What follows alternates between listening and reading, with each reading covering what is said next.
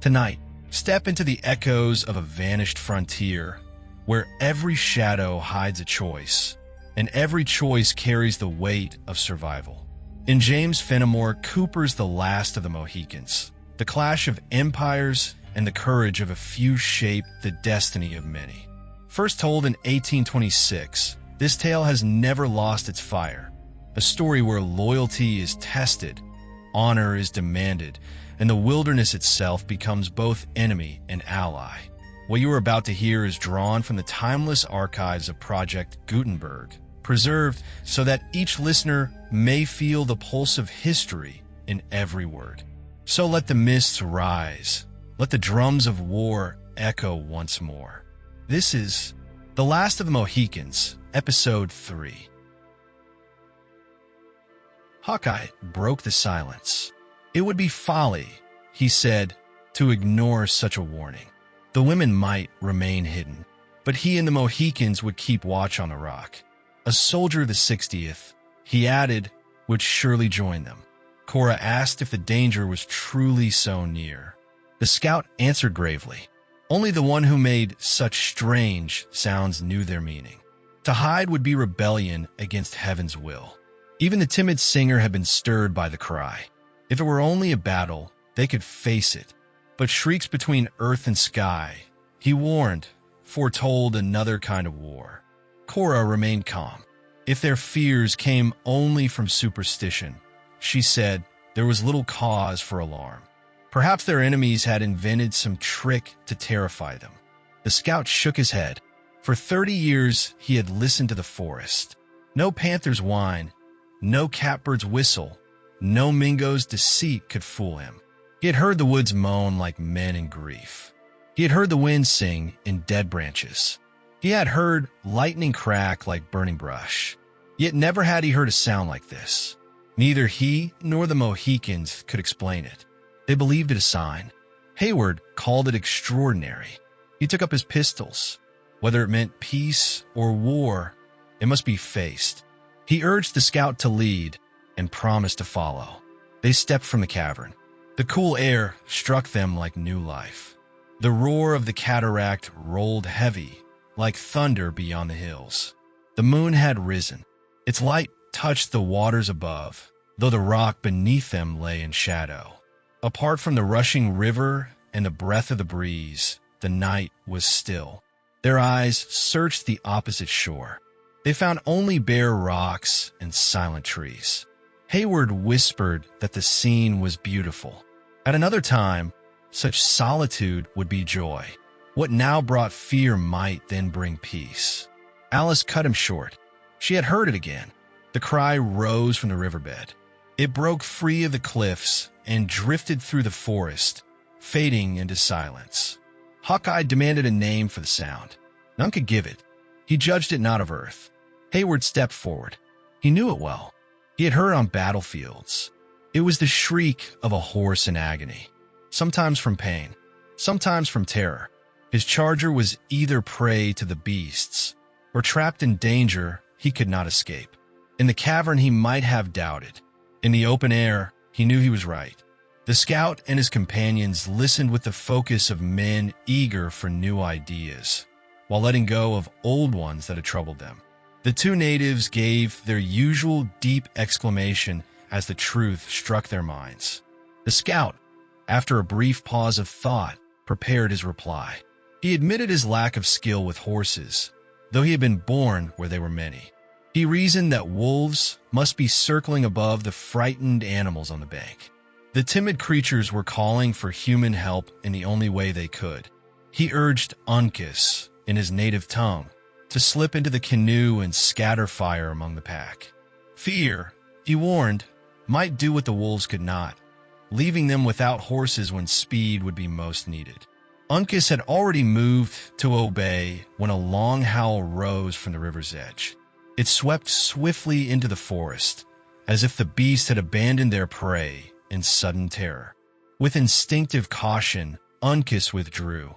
The three foresters then held another quiet, urgent council. The scout compared their confusion to hunters lost without sun or stars. Now, he felt, the signs of their path were clear again. He directed his companions to sit in the shadow of a beech tree, where the moonlight was thickest, and wait for what might come. He urged silence, even whispers, though he thought it wiser for each to remain with his own thoughts for a time. His manner carried weight, no longer touched by fear. The mystery that had unsettled him was explained, and his strength of spirit returned. The natives shared this resolve. They placed themselves where both shores could be watched, while their bodies stayed hidden. Heyward followed their example. He drew sassafras from the cave and placed it in the gap between two caverns. There the sisters rested, shielded by rocks from danger, comforted by the thought that no threat could approach unseen. Heyward stayed close, ready to speak without raising his voice. David, copying the woodsman, hid himself among the rocks, his awkward form no longer in view. Time passed in stillness. The moon climbed high, casting gentle light on the sisters as they slept in each other's arms. Duncan spread Cora's shawl before the sight he cherished, then laid his head upon the stone. David drifted into heavy slumber, his sounds unfit for waking ears. Soon, all but Hawkeye and the Mohicans surrendered to sleep. Yet those guardians remained alert. Motionless as stone, their eyes swept the dark line of trees along the narrow stream. No sound escaped them. Their caution was born of long experience, proof against any trick of an enemy. The night wore on without event, until the moon sank and a pale streak above the treetops marked the coming of day. For the first time, Hawkeye stirred. He crept along the rock and roused Duncan from his heavy sleep. The scout urged him to awaken the sisters and prepare for the canoe. Duncan, still drowsy, asked if the night had been quiet. Hawkeye assured him that all was silent, but pressed for speed and caution. Now, fully awake, Duncan lifted the shawl from the sleeping women.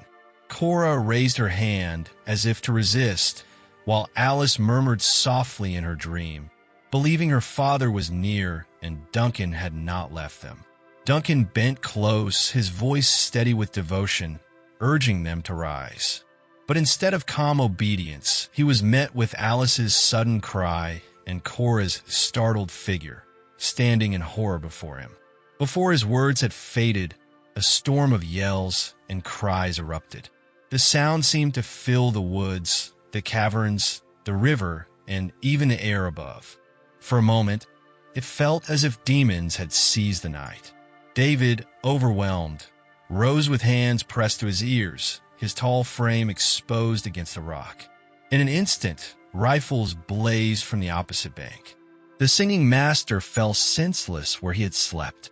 The Mohicans answered with fierce cries of defiance, while the enemy shouted in triumph at his fall.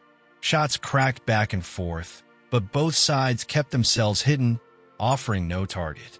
Duncan's heart pounded as he strained to hear the paddle, hoping for escape. The river flowed swiftly, yet no canoe appeared. Just as despair touched him, a flash burst from the rock below. A yell of pain followed, proof that Hawkeye's deadly aim had struck. At this, the attackers withdrew, and silence slowly returned. Duncan seized the moment. He carried David's body into the narrow chasm that sheltered the sisters. Soon, the entire party gathered in this place of relative safety. Hawkeye examined the fallen man, remarking that his scalp was safe, though his reckless exposure had nearly cost his life. He marveled that David had survived at all. Cora's voice trembled as she asked if the man was dead, her horror barely hidden beneath her composure. Hawkeye assured her that life still beat within him. After rest, David would recover, though wiser for the lesson. He ordered Uncas to lay the body on the sassafras, adding that such a form was ill-suited to cover on bare rocks, and that singing would not help against the Iroquois. Heyward asked if the attack would return. Hawkeye compared the enemy to a hungry wolf, never satisfied with a single loss. He warned that they would come again, with new tricks to claim their scalps. Their only hope was to hold the rock until Munro could send aid, under a leader who understood the ways of the natives. Duncan turned to Cora, reminding her that her father's care and experience gave them hope. He urged her and Alice into the cavern, where they would be safe from the rifles and could tend to their wounded companion. The sisters followed Duncan into the outer cave. David stirred faintly, his eyes showing signs of returning life. Duncan commended the wounded man to their care, then prepared to leave. At the mouth of the cavern, Cora's trembling voice stopped him. Her face had turned pale, her lips quivered, and her eyes held him with deep concern. She reminded him of how vital his safety was to theirs, how he carried a father's sacred trust, and how much depended on his judgment. Her words faltered as color returned to her cheeks, revealing how dear he was to all who bore the name of Munro. Duncan's gaze drifted unconsciously toward Alice, silent and youthful beside her sister. He admitted that such assurance gave him even greater reason to cling to life. Yet, as a major of the 60th, he felt bound to share in the fight. Their task, he believed, was simple, only to hold the bloodhounds at bay for a few hours. Without waiting for further reply, he tore himself from the sisters and rejoined the scout and the Mohicans. They still lay hidden within the narrow chasm between the two caves. Hawkeye's voice carried firm instruction as Duncan arrived. He told Uncas that his powder was wasted, and the recoil of the rifle unsettled his aim. He explained that little powder, light lead, and a steady arm seldom failed to bring down a Mingo. Such had been his own experience in battle. He urged his companions to return to their covers, for no man could know when or where a Magua might strike. The Mohicans moved silently to their stations, slipping into fissures in the rocks where they could watch the approaches to the foot of the falls. At the center of the small island, a cluster of stunted pines had taken root. Into this thicket Hawkeye darted with the speed of a deer, Duncan close behind. They secured themselves among shrubs and broken stones scattered across the ground. Above them rose a rounded rock, bare and smooth, with water rushing down each side before plunging into the depths below. With daylight breaking, the opposite shores grew clearer. The woods beneath the dark canopy of pines could now be seen in detail. A long, tense watch followed. No sound of attack came, and Duncan began to hope their fire had struck harder than expected, perhaps driving the enemy away. He shared this thought, but Hawkeye dismissed it with a shake of his head. The scout knew the nature of their foes too well to believe they would retreat without scalps to show. Hawkeye's sharp eyes caught movement. He warned his companions to look above, where the water broke over the rocks. The enemy had dared to swim down upon the very pitch of the falls. By ill chance, they had struck the head of the island. He urged silence and caution, for danger was now at hand. Duncan raised his head and saw what seemed both reckless and skillful. The river had worn the rock so that the first pitch was less steep than most falls. Guided only by the ripple of the stream, a band of their relentless pursuers had entered the current. They swam down toward the island, knowing it offered direct access to their prey if they succeeded. Soon, for heads appeared above driftwood lodged against the rocks. The logs had likely suggested the daring attempt. Then a fifth figure came into view, floating over the green edge of the fall, slightly apart from the others. The man fought desperately to reach safety. The glancing water carried him close, and he stretched out an arm toward his companions. But the current seized him again. He rose with uplifted arms and wide, terrified eyes, then plunged into the abyss below. A single cry of despair echoed from the cavern, sharp and wild. Then silence returned, deep and final, as if the grave itself had closed over the sound.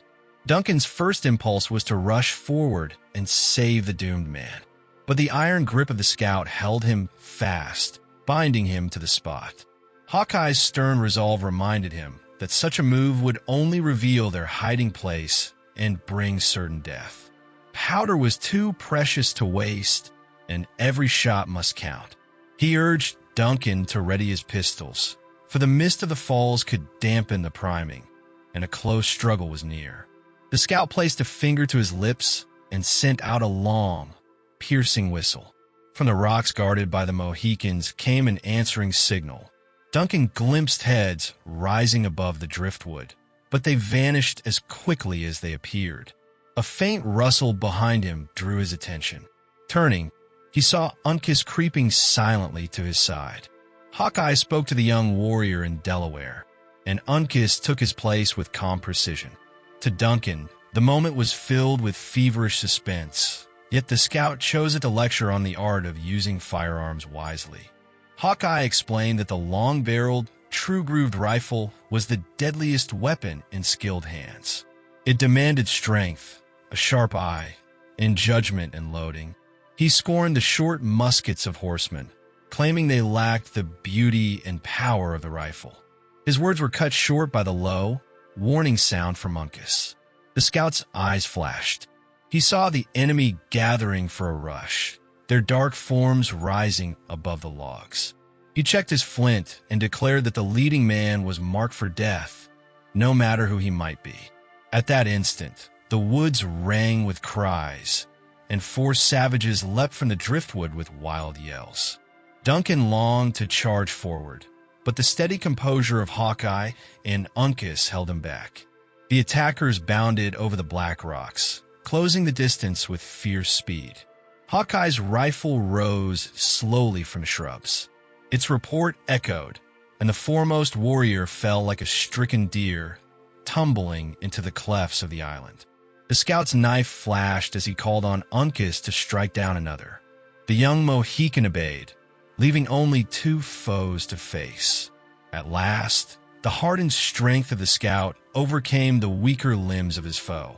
The native's arm gave way under the growing force. In a sudden burst, Hawkeye wrenched his hand free and drove the knife deep into the warrior's chest, striking the heart. Meanwhile, Heyward faced a struggle even more desperate. His slender sword had snapped in the first clash, leaving him without a weapon. His safety now rested only on his strength and resolve. Though he lacked neither, his opponent matched him in every way. Fortune turned when Duncan disarmed the man, sending the knife clattering to the rock. From that moment, the fight became a brutal contest to hurl the other over the edge into the cavern below. Step by step, the struggle carried them closer to the brink. Duncan knew the final effort must soon come. Both men summoned every ounce of power. Together, they tottered on the edge. The savage's grip closed on Duncan's throat, his grim smile revealing the cruel hope of dragging his enemy to the same fate. Duncan felt his body yielding to the crushing force, and the agony of the moment pressed upon him with full horror. At that instant, a dark hand and flashing blade appeared. The enemy's wrist was struck, blood flowing from the severed tendons. His grasp loosened. Duncan was pulled back by the saving strength of Uncas, even as his eyes remained fixed on the fierce, defeated face of his foe. The warrior fell heavily, vanishing into the abyss below. Hawkeye, having dispatched his own enemy, called urgently for cover. The fight was far from over, and danger still pressed close. Uncas gave a cry of triumph. Duncan followed as the young Mohican bounded up the slope they had descended. Together they sought the shelter of rocks and shrubs, regaining their hidden ground. The warning call of the scout had not been given without reason. During the deadly struggle just ended, the roar of the falls had been unbroken by any human sound. The natives on the opposite shore seemed held in breathless suspense, their eyes fixed on the swift movements of the combatants. The rapid changes of position had prevented them from firing, for fear of striking friend as well as foe. But when the contest was decided, a savage yell burst forth, fierce and vengeful. It was followed by the flashing of rifles, volleys of lead whistling across the rock, as though the assailants sought to vent their fury on the very ground where the fight had taken place. Chingachgook answered with calm precision. He had held his post throughout the fray, steady and unmoved. When the triumphant cry of Uncas reached his ears, the father gave one short, proud shout in reply. Then his rifle alone spoke for him, its steady fire proving his tireless watch. Minutes passed swiftly, filled with the rattle of volleys and the scattered crack of single shots. Rocks, trees, and shrubs were torn in 100 places, yet the defenders kept so close to cover that none but David had suffered. The scout, lying secure, spoke with deliberate calm as bullets hissed past. He declared the enemy wasted their powder, and that the lead would be gathered when the fight was done. He warned Uncas not to overcharge his rifle, for a kicking weapon never carried true. He reminded him that the life of a Mingo lay low, and that mercy itself demanded a quick end to such foes. A faint smile touched the proud features of the young Mohican. He understood both the words and their meaning, but chose silence over reply. Duncan, unwilling to hear Uncas accused of error, spoke warmly in his defense. He recalled how the young warrior had saved his life with coolness and skill, and how such a debt could never be forgotten. Uncas raised himself slightly and offered his hand. Duncan grasped it, and in that moment their eyes met with mutual understanding. For an instant, Duncan forgot the wild nature of his companion, seeing only a friend. Hawkeye looked on with steady kindness. He reminded them that in the wilderness, life was often owed from one friend to another. He recalled how Uncas had stood between him and death many times, 3 against the Mingos, once on the waters of Horican, and more besides. His words were cut short as a bullet struck the rock near Duncan, rebounding sharply. The young officer shrank instinctively from the shot, realizing how narrowly it had missed. Hawkeye placed his hand on the misshapen piece of metal and shook his head. He knew falling lead was never flattened. Had it come from the clouds, such a mark might have been possible, but not here. Uncas slowly raised his rifle toward the sky, guiding the eyes of his companions upward. The mystery was revealed. On the opposite bank, a ragged oak leaned far over the stream, its branches stretching above the water. Among the highest leaves, half hidden by the trunk, a warrior crouched. His body was partly concealed, partly exposed, as he peered down to judge the effect of his treacherous aim. The scout muttered that their enemies would climb even to the heavens to bring about their ruin. He urged Uncas to hold the man in check until his own rifle could be brought to bear. At the signal, both weapons fired. Bark and leaves flew into the air, scattered by the wind. Yet the hidden foe only laughed, sending another bullet down that struck the cap from Hawkeye's head. From the woods came fresh yells, and a storm of lead whistled above, as if to pin the defenders in place for the warrior in the tree. The scout's eyes grew anxious. He ordered Uncas to summon his father, for all their weapons would be needed to dislodge the cunning enemy. The signal was given, and before Hawkeye had reloaded, Chingachgook appeared. When Uncas pointed out the danger, the elder Mohican gave his deep exclamation, then fell silent. No further sign of surprise escaped him. He and the scout spoke quickly in Delaware. Then each took position to carry out their plan. The warrior in the oak kept up a steady fire, though without effect. His aim was broken by the vigilance of those below, whose rifles instantly covered any part of his body that showed. Still, his bullets fell among the defenders. Heyward's bright clothing made him a clear target. His garments were torn in several places, and once a ball grazed his arm, drawing blood. At last, emboldened by the long patience of his enemies, the Huron sought a deadlier aim. The sharp eyes of the Mohicans caught the dark line of his limbs, exposed carelessly through the thin leaves near the trunk. Their rifles spoke together. The savage sank on his wounded leg, his body sliding into view. Swift as thought, Hawkeye seized the chance. His weapon thundered into the top of the oak. The leaves shook violently. The dangerous rifle fell from its perch. After a few moments of desperate struggle, the warrior was seen swinging in the wind, clinging with clenched hands to a ragged branch. Horror filled Duncan as he turned away from the sight of a man suspended between life and death. He longed for mercy, but Hawkeye's stern resolve denied it. Powder was too precious, and the fight too uncertain. In the wilderness, it was scalps or survival, and nature itself demanded the will to live. Against such harsh reasoning, there was no appeal. The forest fell silent. The fire slackened. All eyes, friend and foe alike, fixed on the dangling figure. The body swayed with the currents of air. No sound escaped the victim, yet at times his face turned grimly toward his enemies, despair etched in every line. 3 times the scout raised his rifle in pity, and 3 times prudence forced him to lower it again. At last, one hand slipped from the branch. A frantic struggle followed, but the grasp was lost. For an instant, he clutched at the empty air. Then Hawkeye's rifle flamed once more. The limbs of the warrior shuddered, the head dropped, and the body plunged into the torrent below. The waters closed over him, swift and final, erasing every trace. No cheer followed this grim victory. Even the Mohicans looked on in silence, struck with horror. A single yell rose from the woods, then all was still again. Hawkeye alone seemed to reason on the act. He shook his head, condemning his own weakness.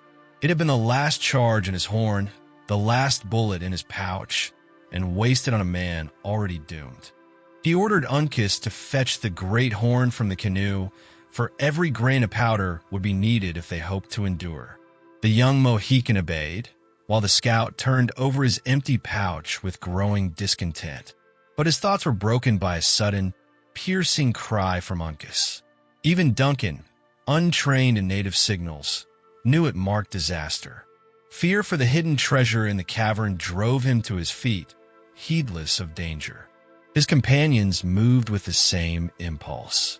Together they rushed down the pass toward the chasm, so swiftly that the scattered fire of their enemies passed harmlessly by. The cry had drawn the sisters and the wounded David from their refuge. In a single glance, the whole party understood the calamity that had shaken even the calm strength of their young protector. Not far from the rock, their small canoe drifted across the eddy, moving toward the swift current as if guided by an unseen hand. The scout's rifle rose instinctively, but the flint sparked in vain. The barrel gave no answer. Bitter disappointment crossed his face as he realized the Huron had already struck the rapids. Powder could not have sent lead faster than the speed of that stolen craft. The triumphant warrior lifted his head above the canoe. As it swept down the stream, he waved his hand and gave the cry of success. From the woods came answering yells and mocking laughter, as though a host of demons rejoiced over the fall of Christian souls. The scout sank onto a rock, letting his useless weapon fall at his feet. He muttered that the 3 truest rifles in the forest were now no better than dry stalks or the horns of dead buck. Duncan, shaking off despair, asked what was to be done, what would become of them. The scout gave no words, only traced a finger around his head, a gesture too clear to be mistaken. Duncan protested that their case could not be so desperate. The Hurons were not yet upon them. They might still defend the caverns. But Hawkeye asked with what weapons, arrows or women's tears. He reminded them that they were men without a cross, and must show that white blood could flow as freely as red when the hour came. Duncan turned and saw the truth in the Mohicans' actions. Chingachgook stood tall upon a rock, laying aside his weapons.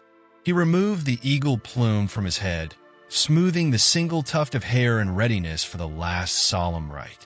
His face was calm, his eyes losing the fire of battle, settling into the dignity of one prepared for death.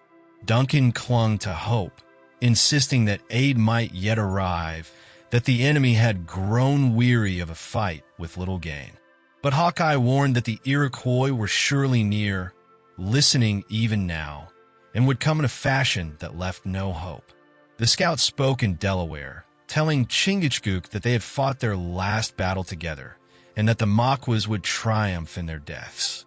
The Mohican answered with pride, recalling the warriors he had already sent to their graves, and declaring himself their bitterest enemy. He urged Uncas to call out the cowards, lest they soften into women. The young chief replied with quiet scorn, saying the Hurons floated with the eels, dropped from the oaks like ripe fruit, while the Delawares laughed. The scout listened, muttering that their Indian pride would soon provoke the enemy to finish them. As for himself, he would die as became his color, without mockery or bitterness. At that moment, Cora stepped forward, breaking free of her horror. She urged the men to flee, to take to the woods or the river, and leave the sisters behind. Hawkeye shook his head, saying the Iroquois had surely closed the paths. Yet he admitted the current might sweep them beyond danger. Cora pressed him to try, to carry word to her father, to tell him his daughters had been born northward, and that rescue might still be possible. If heaven willed otherwise, she begged that their love and prayers be carried to him, urging him not to mourn, but to look forward to reunion and the Christian's hope. The scout's weathered face worked with emotion. He dropped his chin to his hand, deeply moved. At last he admitted there was reason in her words, and that they bore the spirit of true faith. He turned to the Mohicans, speaking in Delaware. Chingachgook listened gravely, then gave assent with a single word, "Good." Replacing his weapons, he moved silently to the hidden edge of the rock. He pointed toward the woods below, spoke a few words in his own tongue, and then slipped into the water, vanishing from sight. The scout lingered a moment to speak to the generous girl, whose breath grew lighter as she felt the weight of her plea had prevailed. He told her that wisdom was sometimes given to the young as well as the old, and that her words had been wise indeed. If she and her sister were led into the woods, she must break the twigs and mark the trail as broadly as possible. Then, if mortal eyes could see, she might depend on a friend who would follow to the ends of the earth before deserting her. He pressed Cora's hand with rough affection, lifted his rifle, and gazed at it with melancholy care. Then, laying it aside, he descended to the place where Chingachgook had vanished. For an instant he clung to the rock, his face marked with bitter regret. He muttered that, had the powder lasted, such disgrace would never have come. Then he let go, and the water closed above him. All eyes turned to Uncas, who leaned calmly against the jagged stone. After a brief silence, Cora pointed down the river, urging that his friends were likely safe and that it was time for him to follow. The young Mohican, with quiet resolve, declared he would stay. Cora, lowering her eyes beneath his steady gaze, pressed him to go. She begged him to carry her words to her father, to be the most trusted of messengers, and to seek the means of their release. Her voice trembled with prayerful urgency. The calm expression of the young chief darkened, but he no longer hesitated. With noiseless steps, he crossed the rock and slipped into the troubled stream. Those left behind scarcely breathed until they glimpsed his head far down the current, rising for air before sinking again from sight. These swift and daring escapes had all taken place within a few precious minutes. After a final look toward the river, Cora turned to Duncan. Her lips quivered as she reminded him of his skill in the water, urging him to follow the faithful example of their companions. Duncan answered with mournful bitterness, questioning if such was the faith she demanded of her protector. Cora pressed on, saying this was no time for idle words, but a moment when every duty must be weighed. He could no longer serve them here, but his life might yet be saved for others. Duncan gave no reply, though his eyes lingered on Alice, who clung to him like a child. Cora, struggling with her own anguish, reminded him that the worst they could face was death, a tribute all must pay in God's time. Duncan, hoarse and restless, muttered that there were evils worse than death, which his presence might yet prevent. At this, Cora ceased her entreaties.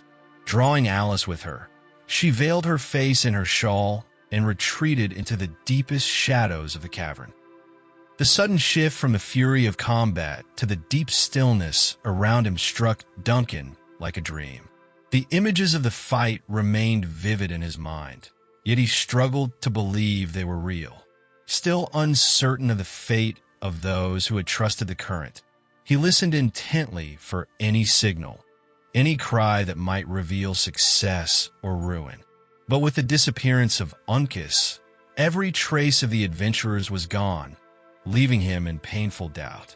In that uneasy silence, Duncan dared to look about without the shelter of the rocks that had so recently been his safeguard. His search for signs of the enemy was as fruitless as his hope of glimpsing his companions. The wooded banks seemed deserted, the uproar of battle replaced by the steady rush of the falls. Nature's voice returned in its purity. A fishhawk, perched high on a dead pine, swooped in wide circles above the river. A jay, silenced before by savage cries, now filled the air again with its harsh notes, reclaiming its wild domain. From these sounds of life, Duncan drew a fragile hope, and his spirit began to rally. He turned to David, who still reeled from the blow he had suffered, urging him to hide within the cavern and trust the rest to Providence. The bewildered singing master spoke of prayers, of heavy judgments, and of strange visions that had mocked him with the likeness of sleep. Duncan pitied him, calling him to rise and follow, promising a place where only his own psalmody would be heard. David pressed his brow, speaking of the sweetness of rushing waters and of cries that still seemed to echo in the air. Duncan, impatient, assured him the shrieks had ceased, that all was now still but the cataract. He urged him inward, where he might sing to his heart's content. A faint smile touched David's lips, and he yielded, leaning on Duncan's arm as they entered the narrow cave. Duncan drew a pile of sassafras across the entrance, concealing every trace of an opening. He darkened the inner chamber with blankets left by the foresters, while the outer edge still caught a softened light from the ravine. As he worked, he spoke of the folly of yielding without a struggle, declaring that hope must endure while life remained. He praised Cora's fortitude, then turned to Alice, urging her to dry her tears. Alice lifted herself from her sister's arms, forcing composure through her grief. She declared herself calmer, trusting in the safety of their hidden refuge and in the courage of the men who had risked so much. Duncan pressed her hand warmly, calling her words worthy of Munro's daughter. With renewed resolve, he seated himself in the cavern's center, pistol clenched in his hand, his eyes fixed on the narrow entrance. His face was set in stern determination, prepared to meet the enemy should they come. With the last sound of David's voice, a deep silence followed. The fresh air of morning crept into the recess, lifting the spirits of those within. Minute after minute passed in undisturbed security. Hope began to stir in every heart, though none dared to speak it aloud, fearing it might vanish at once. David alone seemed untouched by these shifting emotions. A faint light from the opening fell across his pale face and onto the little book in his hands. He turned its pages with patient care, as if searching for a hymn suited to their condition. Perhaps he still clung to Duncan's promise of consolation. At length, his search ended. Without explanation, he named a tune, drew a sweet note from his pitch pipe, and began the soft modulations of his voice. Cora cast a glance toward Duncan, questioning the danger, but he assured her the frail tones could not rise above the roar of the falls, and the cavern itself would shield them. David, with the dignity of long habit, called for respect to his chosen song. After a moment of silence, his voice filled the cave. Weak and trembling though it was, the melody carried a strange power. Its harmony overcame the poor verses, and the sense of the words was lost in the sweetness of the sound. Alice dried her tears, her eyes resting on the pale singer with gentle delight. Cora smiled in approval at his pious effort. Even Duncan's stern gaze softened, turning from the cavern's mouth to the face of the musician, or to meet the glistening eyes of Alice. Encouraged by their sympathy, David's voice grew stronger, richer, yet still touched with that softness which gave it charm. The arches of the cave rang with his tones, until suddenly a wild yell burst from outside. His song broke off, his voice choked, as though his very heart had leapt into his throat. Alice cried out in terror, clinging to her sister. Duncan, though shaken, urged calm. The sound, he said, came from the center of the island, likely raised at the sight of their fallen companions. They were not yet discovered, and hope still remained. His words, faint though they were, steadied the sisters, who now waited in silence. But the cries returned, louder and nearer. Voices rushed down the island, from its upper end to the bare rock above the caverns. A shout of savage triumph followed, and then the air filled with hideous screams, the sounds of men in their fiercest barbarity. The noise spread swiftly in every direction. Calls rose from the water's edge and were answered from the heights. Yells echoed from the chasm between the caves, mingling with deeper cries from the ravine below. So quickly did the uproar surround them that the listeners felt it came from beneath as well as above, enclosing them on every side. Amid the uproar, a triumphant yell rose close to the hidden entrance of the cave. Duncan's heart sank, certain they had been discovered. But the fear passed when the voices gathered instead near the spot where the scout had abandoned his rifle. Through the confusion of tongues, he caught words in the patois of the Canadas. Then came the cry, loud and repeated, La Longue Carabine. The woods echoed with the name, the title given by their enemies to the famed hunter of the English camp. Duncan realized for the first time that this dreaded figure was none other than their late companion. The cry spread from mouth to mouth until the whole band seemed gathered around the trophy, believing it marked the death of their formidable foe. Their consultation was fierce, broken by bursts of savage joy. Then they scattered again, filling the air with the name of the man they hated, certain his body must lie hidden somewhere in the island's crevices. Duncan whispered to the trembling sisters that this was the moment of peril. If their retreat escaped notice, they were still safe. And from the words of their enemies, they could be sure their friends had escaped. In 2 short hours, he told them, they might look for aid from Webb. A dreadful stillness followed. Duncan knew the savages now searched with greater care. He heard their steps brushing the sassafras, snapping branches. At last, the pile shifted, a blanket corner fell, and a faint ray of light pierced the cave. Cora clutched Alice in agony. Duncan leapt to his feet. A shout rang out, but it came from the neighboring cavern. The enemy had entered the other passage. Soon the voices swelled, filling that vault with noise. Believing escape impossible, Duncan placed himself before the sisters, ready to meet the first assault. Desperate, he pressed his face to a small opening in the barrier. Within reach stood a towering warrior, his deep voice commanding the others. Beyond him, Duncan saw the opposite cavern swarming with savages. They overturned the scouts' few belongings. The blood from David's wound stained the sassafras leaves, a sign the natives recognized. Over this proof, they howled like hounds on a trail. They tore up the fragrant bed, scattering branches into the chasm, as though expecting to uncover their hated enemy. One warrior, fierce and wild, carried brush to the chief, pointing to the red stains and shouting the name long carabin in triumph. Then he cast the branches onto the very heap Duncan had built before the second cavern, sealing it more securely. Others followed, adding to the pile, never suspecting it hid the very prey they sought. The blankets pressed tighter, the branches settled into the fissure, forming a compact wall. Duncan breathed again, with lighter step and heart.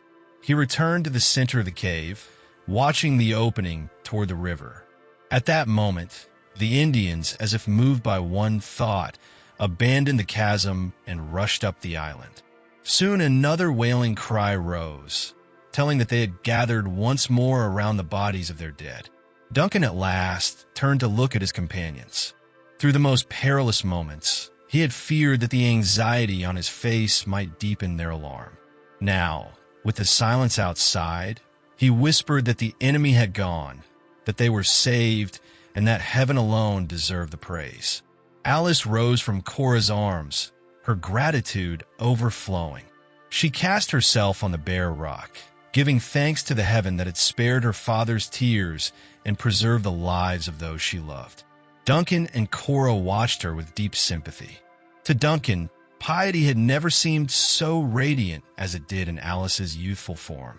Her eyes glowed with gratitude, her cheeks flushed with beauty, her whole being ready to pour out thanksgiving. But suddenly her lips froze. Her bloom faded to deathly pallor. Her eyes hardened with horror. Her uplifted hands dropped forward, fingers convulsed, pointing toward the cavern's mouth. Duncan turned swiftly. Just above the ledge of the opening, he saw the fierce, malignant features of Lou Renard Subtle. For a moment, the Indian's eyes, unaccustomed to the dim light, failed to pierce the cavern's depth. Duncan thought of retreating behind the curve of the wall, but a sudden gleam of recognition crossed the savage's face. The truth was clear. They were betrayed. The look of brutal triumph was unbearable. Duncan, driven by hot blood, raised his pistol and fired. The cavern roared like a volcano. Smoke filled the passage, then drifted away with the air from the ravine. The place where the traitor's face had appeared was empty. Rushing forward, Duncan glimpsed the dark figure slipping around a narrow ledge, vanishing from sight. A dreadful stillness followed among the savages. The explosion from the rock had stunned them. Then Lou Renard's long whoop rose, clear and commanding. It was answered at once by a chorus of yells from every throat within hearing. The cries swept down the island. Before Duncan could recover, the frail barrier of brush was torn aside. The cavern was entered from both ends.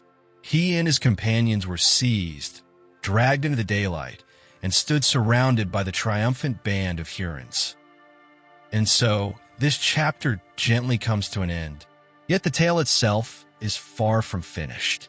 Every choice, every quiet whisper, every heartbeat lingers on the page, waiting for you to discover it once more. If this journey has touched your heart or sparked your imagination, consider supporting the channel.